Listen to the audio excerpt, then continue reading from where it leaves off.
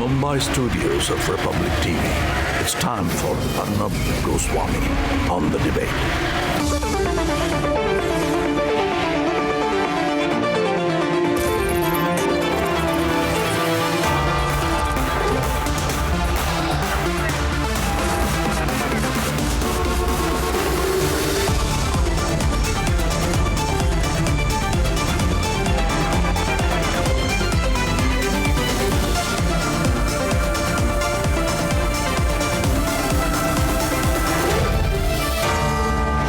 Arnab Goswami on the debate at 10, powered by Kentaro, Berger Paints, Nourish and Kurlon Mattress.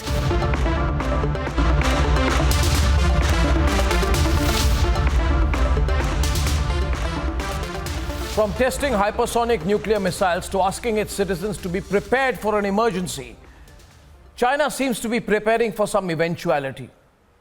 But will it push for a Taiwan takeover? If it does, what are the global repercussions? Let's debate. Professor Madhav Nalapat is a strategic analyst, and General J.D. Bakshi, Major Gaurav Arya, Andrew K.P. Leung from Hong Kong, and Einar Tangen is a political and economy commentator from Beijing. Mr. Tangen, you know, we're watching all this. China is expert at making noises because, you know, the Chinese army does not fight wars. The whole Sun Tzu philosophy is you don't have to fight a war, you just have to give people a feeling that you can fight a war.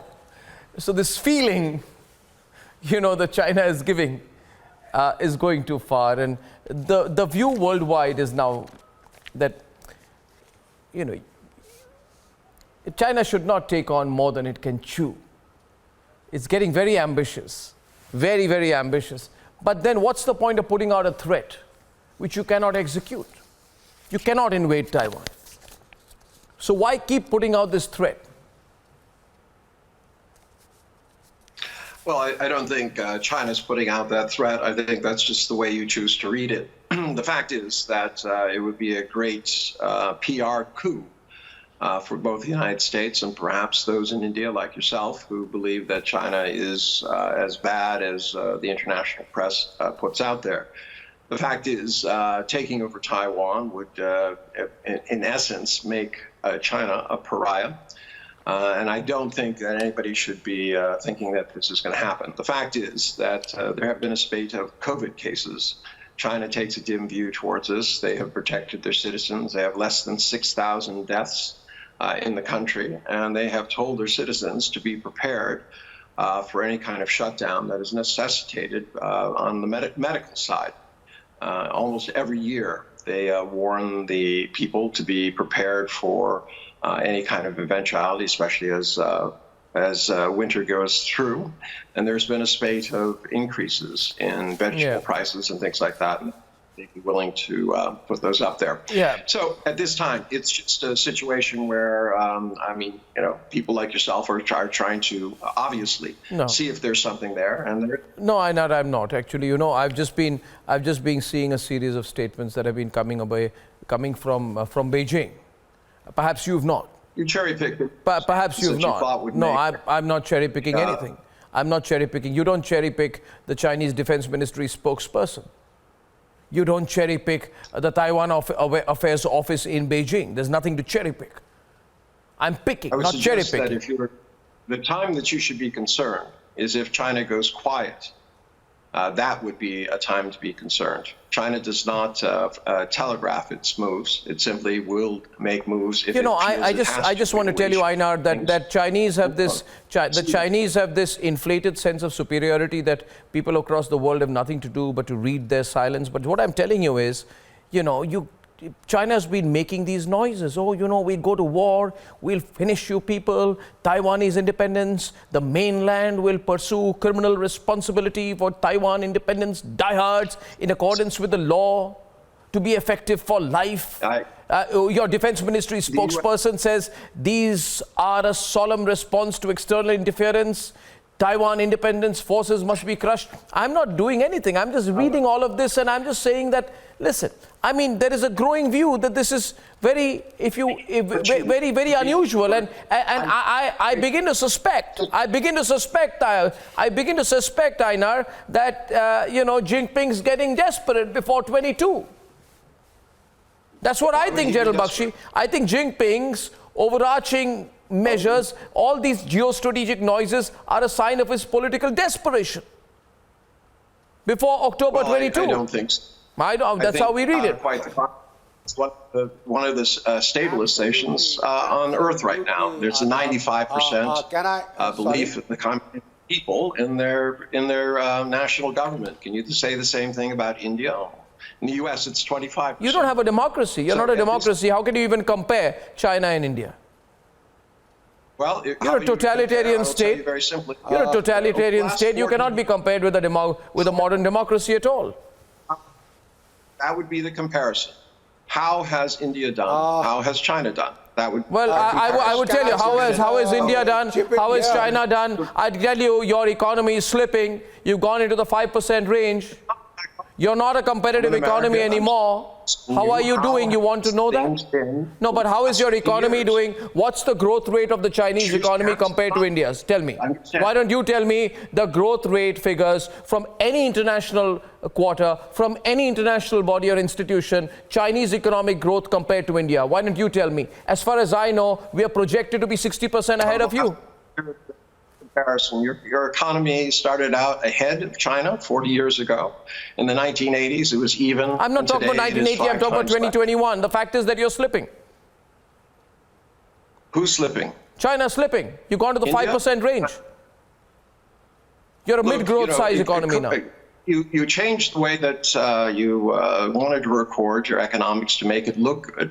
But the fact I'm talking about any international. Tell me one. Okay, Einar, here's a challenge to you, Einar. Einar, listen to me. Einar, you got rattled there because I said that Jinping's getting desperate. I tell you, Jinping's getting desperate because elections are scheduled in October 2022, and the chairman of the party can only serve 2 5-year terms. Only 2 5-year terms, Madhav Nalapa, G.D. Bakshi. So he wants to do something to remain a totalitarian leader of a totalitarian state. But the world is with Taiwan. You can't touch Taiwan. Yes, please. Change is a result of the totalitarian states. Should we examine India? When was Oh my gosh. We shouldn't compare China with any other democracy. That's my view. We shouldn't. But General Bakshi will give you the other point of view. I just feel you can't touch. The world is with Taiwan. You can't touch Taiwan. You might as well stop making noises about it. Arnab, there are two aspects to it. One is the last war that the Chinese fought, shooting war, was 41 years ago with Vietnam. I'm afraid they came out second best, right? And from then onwards, China has just been doing what Sun Tzu said, to non-kinetic warfare, to fight. The acme of excellence is to subdue your enemy without fighting. Now, it can only go so far. When armies get used to not fighting, it is a major transition required, psychological, to be turned around and go into a full-scale shooting war. Because if they have got 3 basic options about Taiwan, they can keep making this posturing, keep having air intrusions into the air identification defense zone, tire out the Taiwanese forces. That's number 1 option. Number 2 option is, they can try and take some of the local outlying islands, and the third is full-scale invasion, right? Nothing short of a full-scale invasion will work. But a full-scale invasion entails a full-scale shooting war. Because there is no way that Japan can accept it. There is no way that the United States can accept, Taiwan falling. Because it then opens out the whole Western Pacific. The whole Western Pacific. There is no way any other country will be able to live. Australia, Japan, United States, Europe will accept just a takeover of Taiwan by force. it will entail strong reaction. Perhaps China is being tempted by the fact that of the disastrous performance of Joe Biden, not the American military, mind you, Joe Biden in Afghanistan. And they think that they've got a president which may just allow them to get away. Yeah, they feel, yeah, they have a moment. Yeah, they feel they have a moment. Consequences. Yeah, and it's timing well. It's timing well also. You see, it's timing well, General Bakshi. It's timing well because Jinping is getting increasingly nervous, Andrew. You know, he doesn't want to be removed from office. He has been trying to remove the term limits on CCP office. He eliminated potential successors from running. So all he wants to do is carry on. He needs a stunt. But Andrew, Taiwan cannot be that stunt. You're going to have to find some stunt within China. This is not going to work. Sorry, are you asking me? Yeah. To you, Andrew. Yes, please. Okay, thank you. Well, first of all, make no mistake that the Taiwan is a record of the red line for Beijing. And of course, China already enacted the anti-succession law many years ago, and it's also have made preparations with missile installations trained on Taiwan in case Taiwan formally declares independence, or America dares to support formally Taiwan's independence. Right? That's absolutely clear, and that has the support of almost 99.999% of the Chinese people. All right.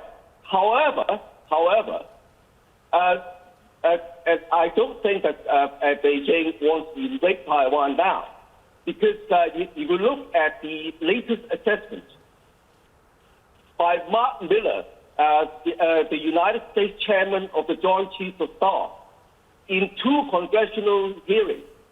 Now, of course, he has made a very, very careful assessment of the likelihood of invasion, but openly he told Congress, American Congress, that Beijing is unlikely to invade Taiwan anytime soon. No, you can't do it. It's not like you're unlikely. Why don't you, Andrew? Why don't you admit? Andrew, why don't you? Andrew, listen. Andrew, may I? It's very dangerous. No, Andrew, it's very dangerous for China. No, it's very dangerous for China to overreach, and it's very. You see, it's very dangerous for China to overreach, and this is what happens to many countries when they begin to think that they are reaching their peak. But you have tens of thousands of American soldiers stationed in Taiwan, right? France has ensured a very strong naval presence with the signals intelligence vessel in the Taiwan Strait. Where did you get this number, tens of thousands of troops in Taiwan? Yeah, where do you get this from? Pardon me? Well, where did you get this You just said tens of thousands of troops in Taiwan. Yes. That's an obvious falsehood. And where did you? Does that worry you? That information? Does that worry you? And Einar, listen. Does that worry you?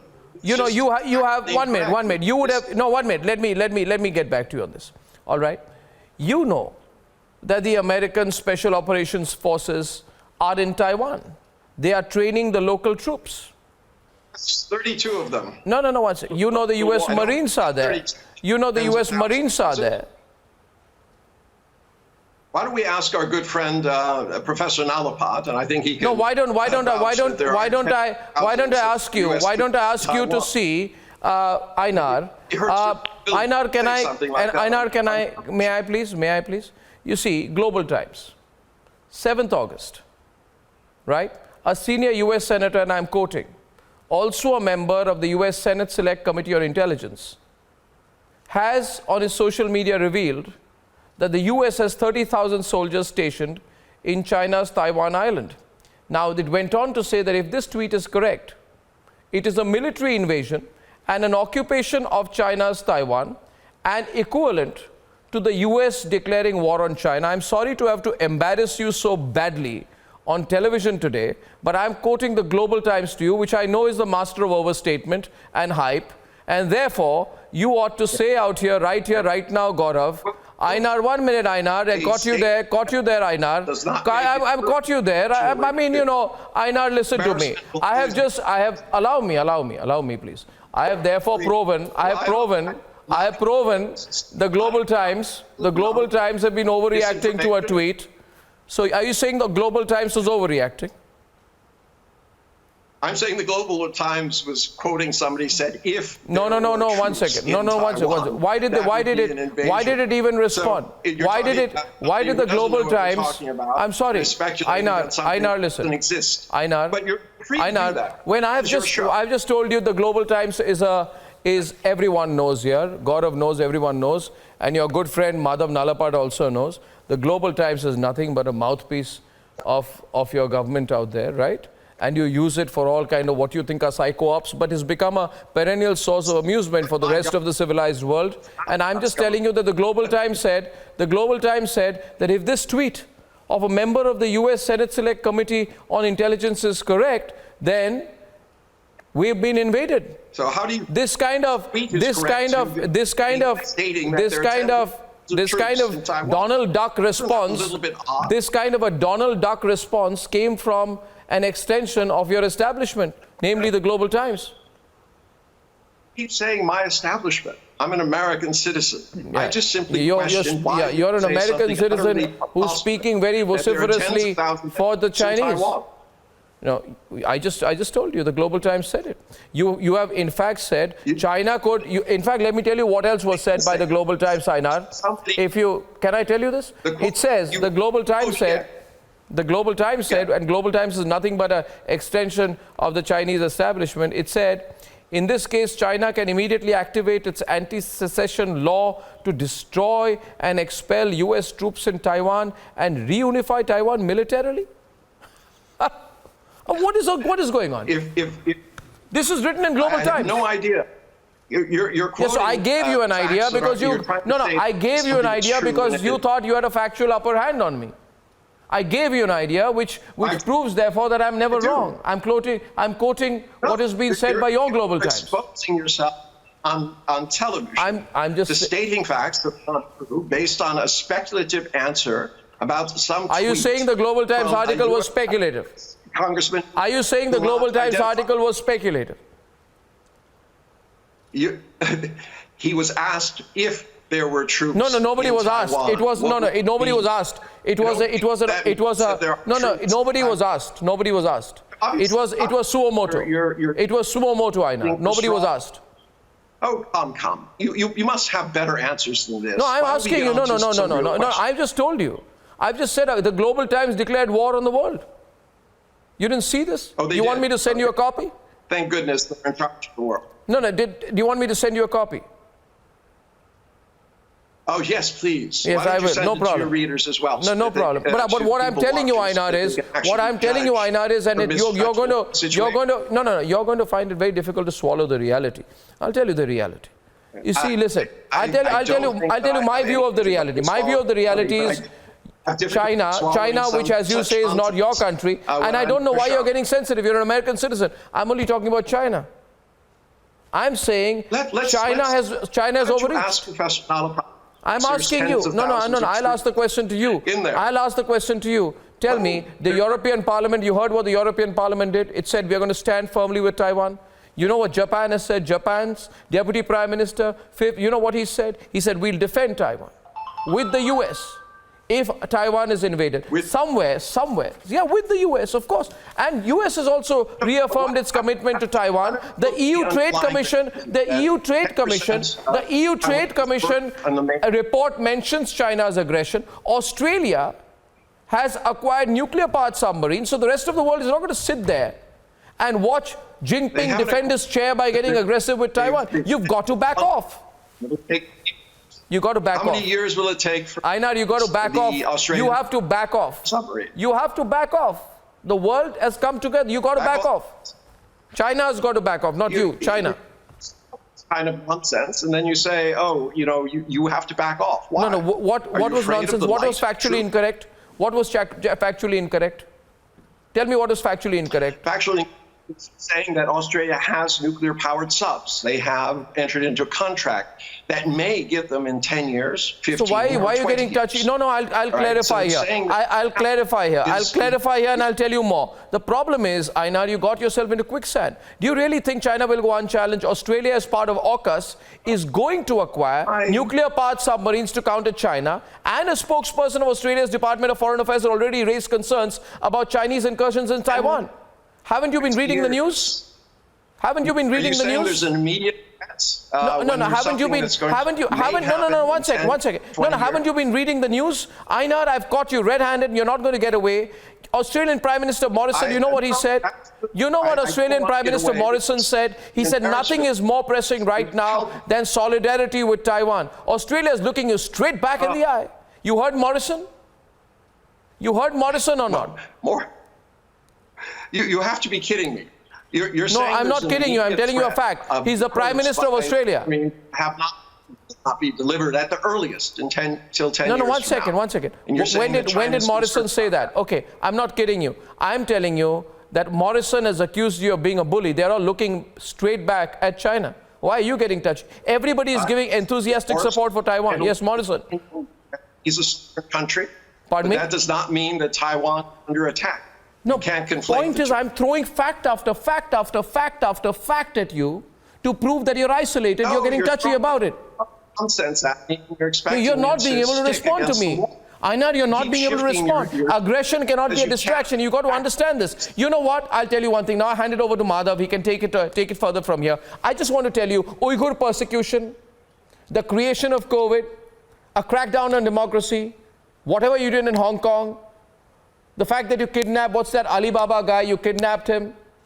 You can't, you're a distraction. You can't distract the world with Taiwan. You're kidding. You can't distract the world with Taiwan. No, I'm not kidding you in anything. I'm looking you straight in the eye and throwing fact after fact at you. Madhav is on the debate. Yes, please, Madhav. Can they take this further, all these threats? I know, if you don't mind, allow me to speak for some time. I'd like to say that from the information that I have, that there is an economic problem in China, and that is caused by two things. One is the micro control of General Secretary Xi and his office over enterprises, including tech enterprises. And that kind of government control, as you very well know, as being an entrepreneur yourself, does not work. It does not deliver. And, Deng Xiaoping gave freedom to the businessman substantially. Jiang Zemin continued that. Hu Jintao was constrained, but he continued that. Today, that freedom is almost gone. You check with Jack Ma and find out about that, but you have to check with them outside China. I mean, I can understand what you're saying. You're in Beijing, and of course, both of us. We are friends of the Chinese people, but we have to look reality in the eye. Freedom. A lot of the freedoms that Chinese citizens had, even in the communist state, have now been taken away. It's micro-control of citizens as well. Micro-control of what they read, micro-control of so many things, and in fact, going to the extent, you can't buy an air ticket, you can't buy a train ticket, you can't get a job if some algorithm decides, well, you're not fit to be a citizen of China. Well, I'm sorry, Arnab, but this is creating complications and tensions. And it is very likely that President Xi will decide that some foreign adventure, it could be Taiwan, it could be the Himalayas, one of the two. As for Taiwan, one of the three options, General Bakshi said. I think the second option is more likely, but even there is going to be substantial escalation by the US, Japan, etc. There's going to be denial, sea denial in other theaters. There are going to be remarkable, huge economic consequences from the European Union. It's going to be disastrous for China. But the problem is, judging by the way they have been behaving, it seems that the top people in Beijing, who frankly none of us have had any contact with, the very top people, they are living in an alternate reality in which they believe their own myths. And that could lead to serious miscalculations, including on Taiwan, because Xi Jinping needs a military victory. He's He needs slipping in party support, he's slipping on the economy, and he's got too much of too strong control. It's even more than during Mao Zedong. And it's Well, can I respond? Frankly, I mean, I think it's a shame that COVID has prevented people from, like yourself, who is a very, very astute individual, Professor Nalapant, from actually being here and seeing what the situation is. It is not, there's not this idea that he's somewhere on the back foot or something like that is nonsense. He's beloved by the people. They really, the amount of, unfortunately, it's the other way around. The amount of nationalism is the big issue here.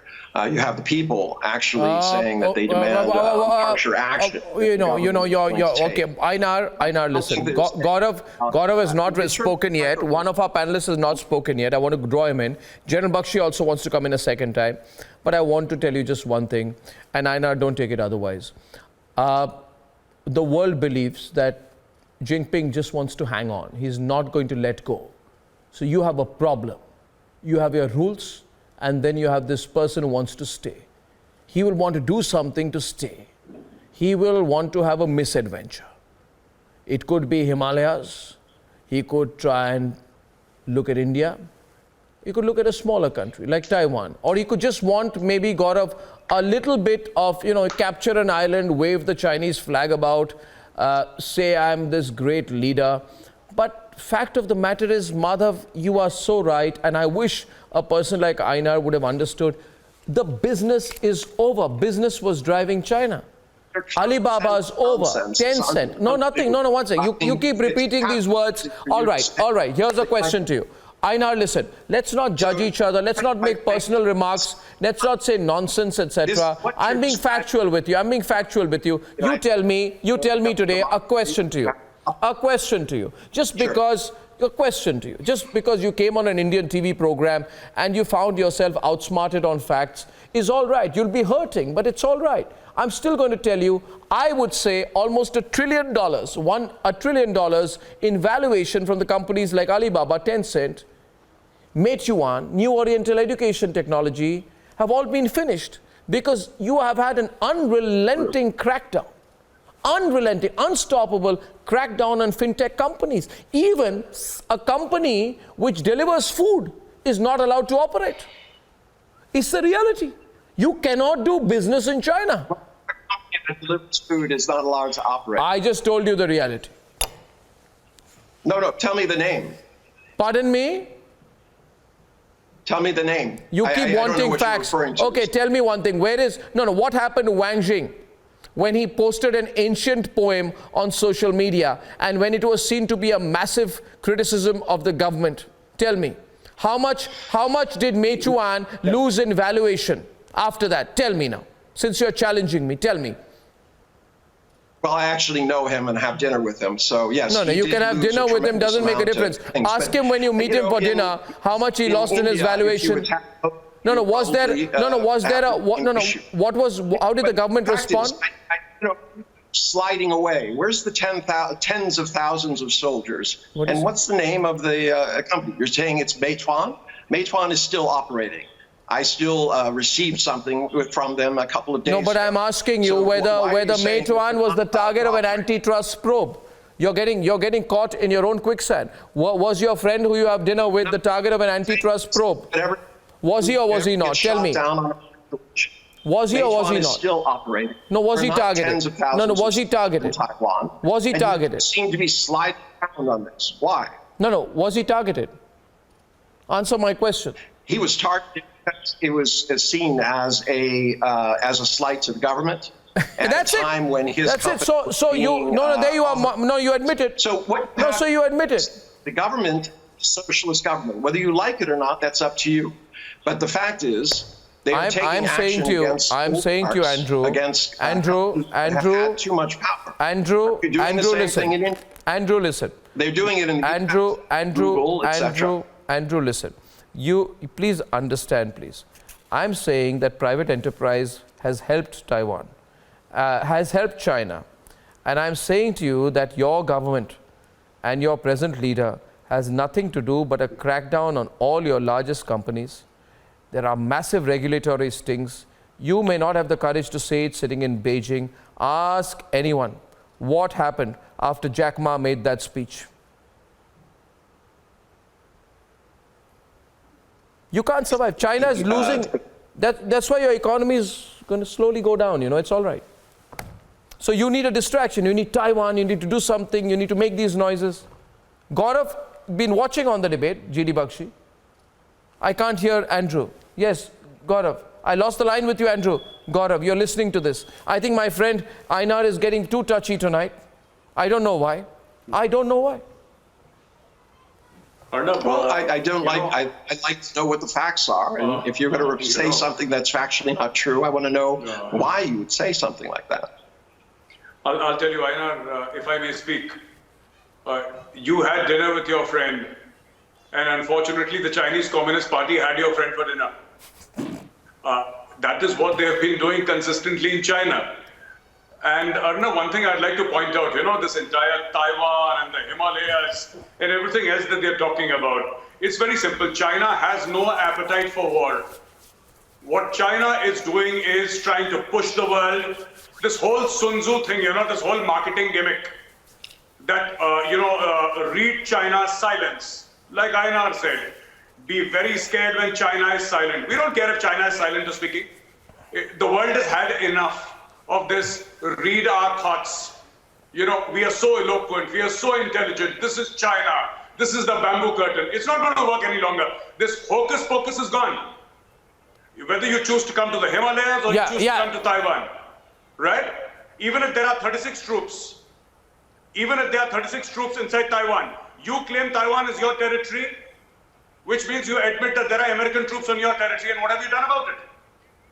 Arnab?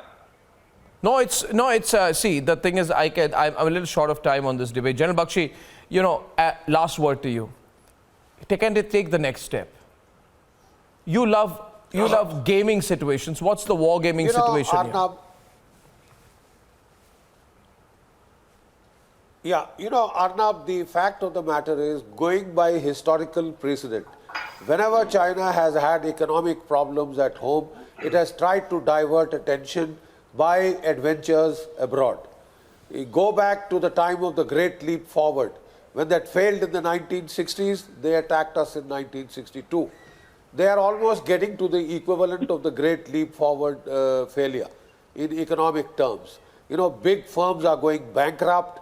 Their energy crisis is staring them in the face. No more coal is coming. Good quality coal is coming from Australia. So they have dug a hole for themselves economically. The supply chains are being altered, So it might look very tempting to them to try and grab hold of the entire semiconductor business of Taiwan by occupying Taiwan. It's easier said than done. An army which doesn't fight for 41 years, an armed forces, gets very theoretical. They become armchair strategists. They just keep trying to, masquerade and, play acting around to try and frighten the world. Well, the world won't be fooled. And if you try and change that, you will be caught out. And then the lack of recent combat experience may be very costly to China. Okay. I mean, that is what I can tell you as a military. We're going to take this debate forward. We're going to take this debate forward because clearly both sides believe they have a lot to meet to their arguments. Einar, I'd love to have you back on a debate, maybe with both General Bakshi and Madhav Nalapat as well.